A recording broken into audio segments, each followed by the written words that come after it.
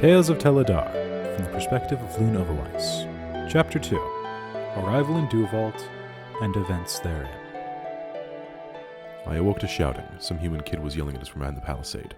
What in the hells are you biggins doing here? I got up and started digging around for Terence. I couldn't find him.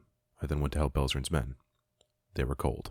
At some point, Grim wandered off to don his armor, showing you as a paladin. In the meantime, the guard kept yelling racial slurs at us. Corporal Hugo! A voice barked from behind the palisade. What in the hells do you think you're doing? Armor clattered as the corporal tightened to attention. Get back here, you idiot! As the young racist ran back behind the palisade, a grizzled war veteran came out from behind the improvised wall, immediately walking towards Grim.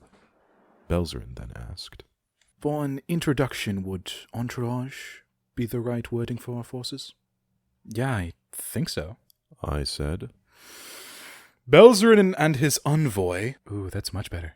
In this time, Bell and I had yet to realize that Grim had already been led behind the palisade, and we dashed to keep up. Town into the guard.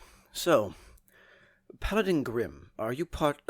Sir Belzerin the First. And you are? Loon Overweiss. I stretched out my hand. The grizzled man shook it in return. A hunter? Did you tell from the coat? Actually, no. The name. Oh, you know Overweiss? Yes. Would you know of a Jinn? I accidentally started squeezing his hand. Is the one you know an alcoholic? He pulled his hand back and started shaking it. Sorry, sir. Yes, he was. Please, all of you come with me. He led us past a couple of outer houses turned forts. Belzer and I noticed the heavy crossbows peeking out from behind black curtains. He then led us through the town gates into a nearby guardhouse. There was a strange scent of familiarity in the room. It took me a second, but I realized it was the smell of lots of blood. There were wounded here. A lot of wounded.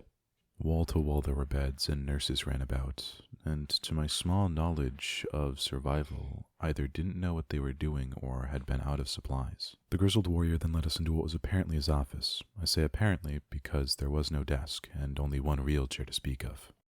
Please, find a seat, gentlemen, he said as he sat in a shabby wooden chair behind a pile of broken boxes.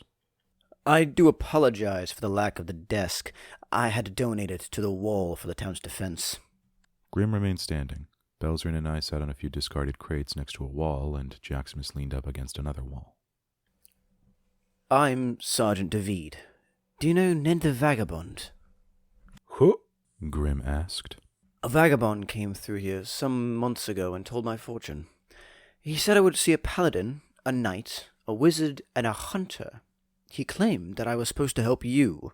A fortune teller. Do you mean Ed Fistswift? Grim queried. Yes, Edward Fistswift.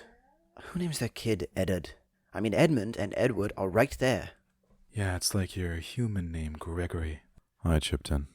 Right. Anyways, he said I was to help you and to tell you about someone named Orsinth. From all I could gather, she's somewhere in the city of Hollowhelm. I attempted to gather more information, but all I have is a name and a place. Grim started to speak to the sergeant, and I was distracted by the sound of Belzerin opening his bag of holding. We both started to peer inside and speak in hushed tones. I have a lot of stuff. Bell whispered. You were always complaining about not having components. Why aren't you using these? Bell turned to me, looking sheepish. I forgot I had 'em?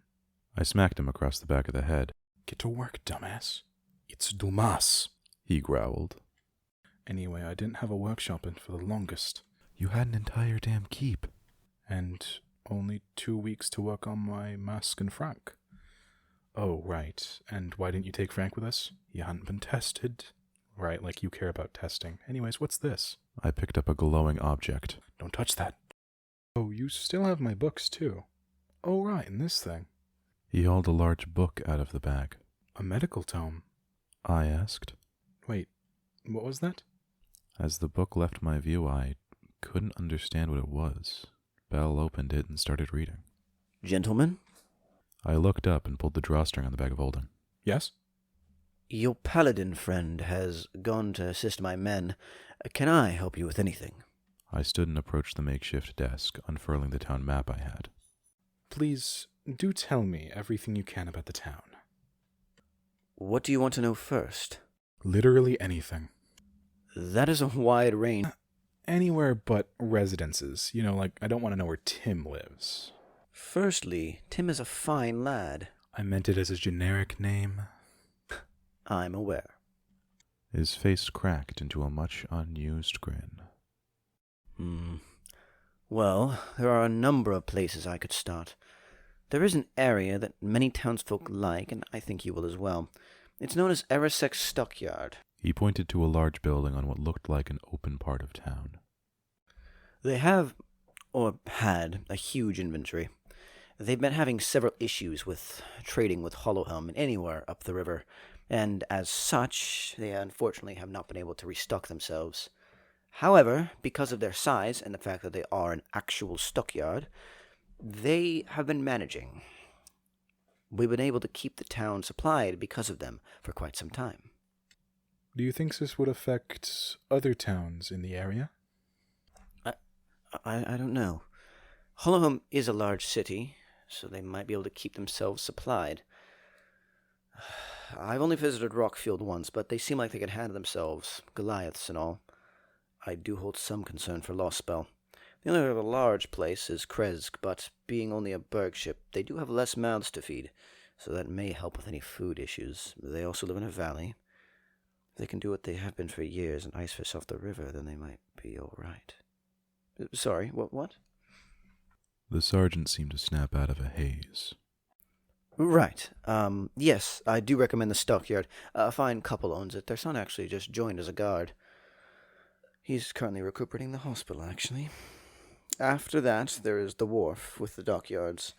Not a particularly different or interesting place, unless you're talking specifically about money and the making of it, which, based off what I believe you intend to do, you most likely will be interested in. If you're going to go there, you'll need to talk to the dockmaster, Harold Ulish, though you may find he is predisposed with the Lord's ship, which is being repaired. After that, Esmeralda's Elixirs is an interesting place. That high elf does like to visit there. Not much else, though. Why, thank you, sir. I grabbed the map off of the spare planks that were his desk and headed out of the room. As I walked through the doorway... Error. The DM has stopped functioning. Please stand by for server reboot. Whiteness. Damn it, not again. System rebooted. Please resume. When I walked out with my heavily inked map, everyone had gathered around one man who didn't look like your average soldier. For one, his beard was sliced in a diagonal rather than growing straight, and there was a large scar running down his back. Apparently, this man had narrowly escaped an altercation with the dragon. As I approached, he asked where he was. Dewvault. Grim responded. Oh, so not Stormwind? Afraid not, sir. What day is it? December 17th. I said. A month has passed. But you are warriors. Did my message get through? Where are the rest of you? Is just us, sir. Grim resumed. So, you're the only reinforcements? Aye. In the momentary pause, I offered a dagger to the courier and motioned at my chin. He started to shave off the slant in his beard. You would actually be great to clear up some rumors. I said. I heard somewhere that the horn of Saint Markov was stolen. The courier scoffed. Impossible. Why would you trust such rumors? Hey guy, the reason we're here is to investigate a beast. The only reason we know it's a dragon is because of rumors. Fair enough. Just then, a human kid in stitched patchwork robes walked up to Jaximus. Hey, are you a wizard? Huh? Yeah. Is that your spellbook? The kid pointed at Jaximus's thick tome. This is mine. The youth held up a thin stack of papers, probably comprised of 6 pages. You want to come meet my folks? They'll be real happy to meet you. Sure. Cool. This way. The kid ran out of the guardhouse and towards a rather nice building with Jaximus and Grim in tow. Belzrin and I followed at a more leisurely stride. Upon nearing the building, I saw the name. Scuttlebutt, it read. I knew the place from books. According to them, it was a popular tavern. As I walked through the door, I saw that the books were right. There was a minstrel stand off in a corner, where several bards were playing, and on a lowered floor around them there was a crowd of people dancing. Jaximus got led off to a table where the boy's parents were. We all followed. The kid started talking to his mom and dad. Mom! Dad! I found a real wizard! Good job, Sam. Came from what looked like the kid's father. Hello, gentlemen. Please, pull up a chair. The man grabbed a chair from a nearby table. Please, have a sit. I'm Aaron, and this is my dear wife, Sigurd. We're on the way to Stormwind, and, well, we're on honeymoon. We were intended to be there within the next couple of weeks, but, you know. He tilted his head towards the outside of the bar. As Jaximus started showing off, I wandered towards the bar and dragged Belzern with me. I figured I should keep the socially awkward genius away from social situations. We sat at the bar and met the bartender, who was a kindly white dragonborn. Hello, gentlemen. I'm Velmet, the proprietor of this tavern. What will it be? I reached out and the menu appeared. After a second, I said, I'll take a bottle of wine and a boar steak. Oh, and a room. Why thank you, sir. That will be a union for the wine and room and 1 electrum for the steak. I placed 2 gold on the counter. Electrum is a stupid currency. Sir, this is far too much. I turned to the barkeep with a look that said, keep the change. Oh, okay. Velmid turned to the back. Love, we have boar steak on order. He then reached into the bar and put a glass on the counter. Swiping a bottle off of the back wall, he whipped the cork out in what appeared to be one motion. Another, please, for my friend. Of course. So, Velmid, anything happening around town? Not too much, for obvious reasons. My daughter did get lost a few days ago. She managed to sneak out of Dewvault and find her way to a camp of kobolds a few miles north. The guards managed to track her down and return her after a pitched battle. She's a troublemaker, that one. She wants to be like the old legends, like Saint Nicole and Arthur Dane. Dreams of a girl. Saint Nicole, you say? I mumbled. I pulled out my notebook and started drawing. Velmid, you may see we are travelers. Is there anywhere we should stay away from in town? Belzern asked. Not really. There is the hole in the wall. It is a rather stingy place. Bell unfurled his map. Could you point that out for me? Right here. Bell marked the place beneath Belmid's finger. Meanwhile, I had finished drawing an Ofuda talisman and started looking for the little dragonborn girl. I found her behind the bar. Young lady? The dragonborn girl had to stand on tiptoe in order to reach the bar. Yeah? Next time you get lost, pray to this. It's pretty. Pray for Nicole. If no one comes, pray for Loon. After the girl ran off, my food was placed on the bar.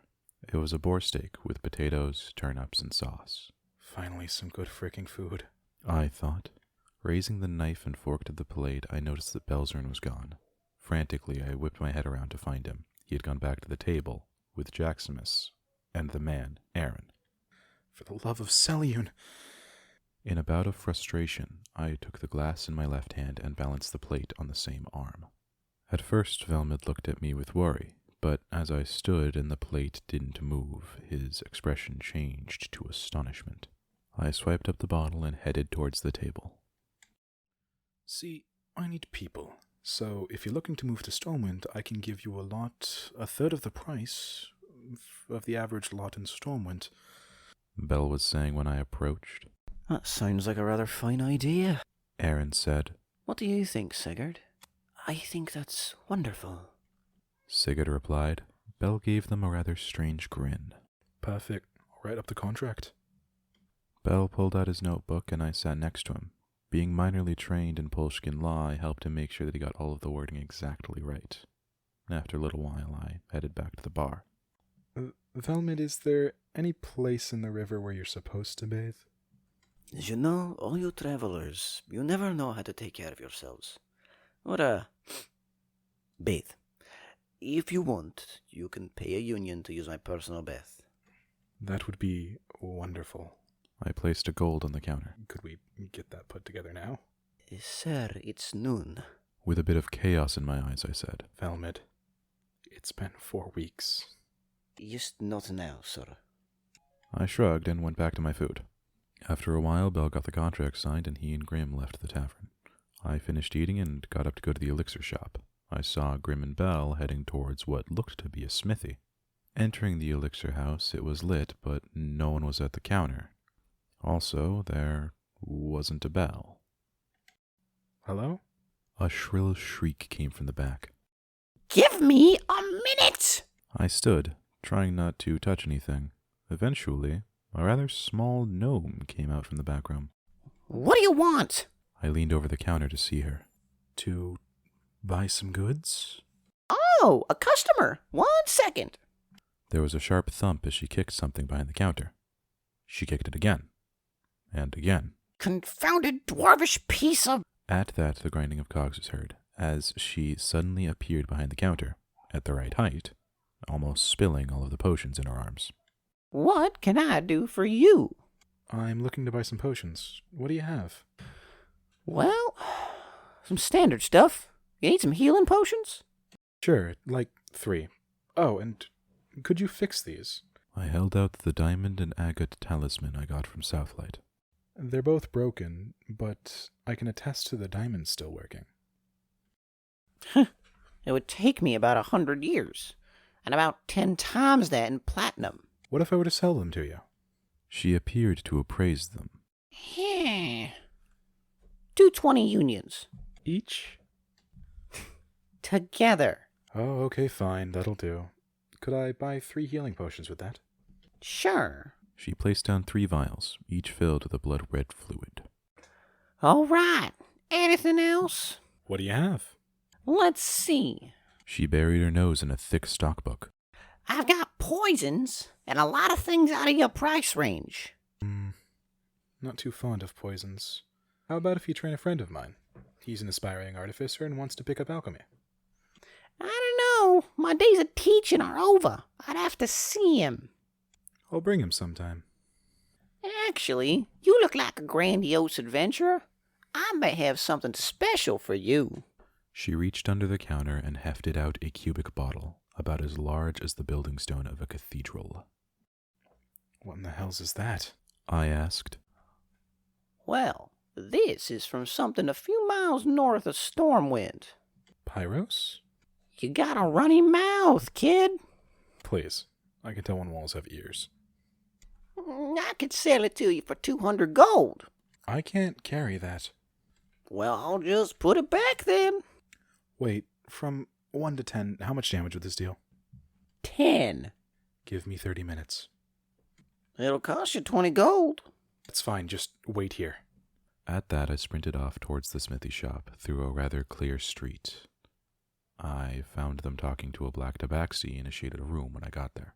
Belle, come with me. What? Why? I can explain on the run over. We ran out of the smithies and along the street back to the elixir shop. Why are we running? To the elixir shop. Why? Damage scale 10 item? You said from 1 to 10, right? Yeah? A few minutes later, we arrived back at Esmeralda's. We're back. This is the guy I was talking about. Belle, get the bag of holding. I don't know. I wouldn't trust us with a bag of holding. Who knows what might happen? What is it? Belzerin asked. Well, you're an aspiring alchemist. I'll give you a hint. This here's the genuine article. We both stared at the bottle with widening eyes. Bell started to wrap it up in his backpack. By the way, you owe me 100 gold. I informed Bell. He didn't seem to notice. And you said you wanted to be taught, so here's the first test. She reached down again and then placed 2 vials on the counter. One of these is poison of purple worm, and the other is a potion of fire immunity. Choose one, and then a fireball will activate in the center of the carpet you're standing on. Step off the carpet, fireball goes off anyways. Can I leave? I asked. No. Then why aren't there 2 potions? Didn't think there'd be 2 people on the carpet. Belzerin started inspecting the 2 vials. He dipped his pinky into one of them to taste and then caught himself. He proceeded to wipe his hand on his coat and then muttered. There's only one, though. He threw down his pack and started mixing everything that was miscellaneously thrown into his alchemy kit. In the end, he stood, holding in his hand a vial of bluish liquid. Drink that one. He directed me to the vial on the left. If I die, you're taking the debt. I said. I'm not letting my son and wife take the payment for this. That's fine, just drink. Together we threw our heads back, slamming down the potions. Then the spells went off.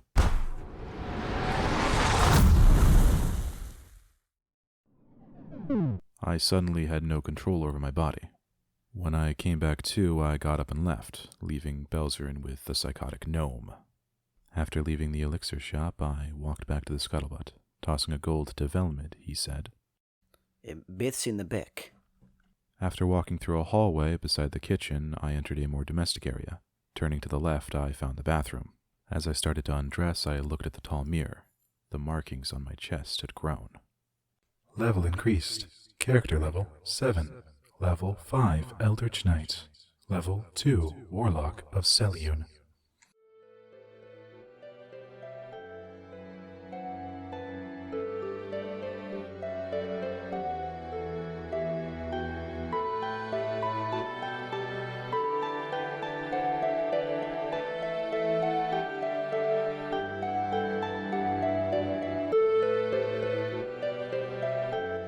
Tales of Tel'adar is written and produced by Alex Peer.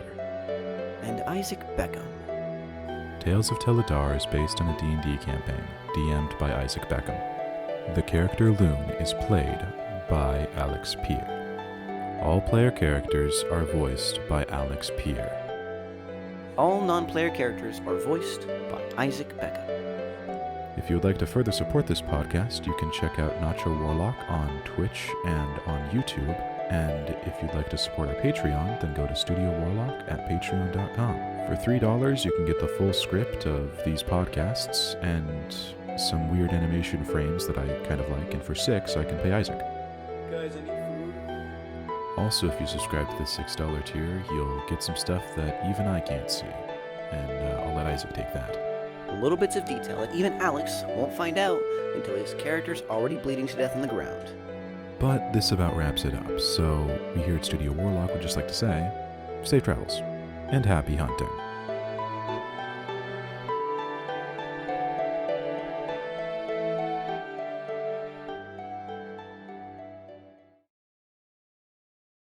Donkey Kong.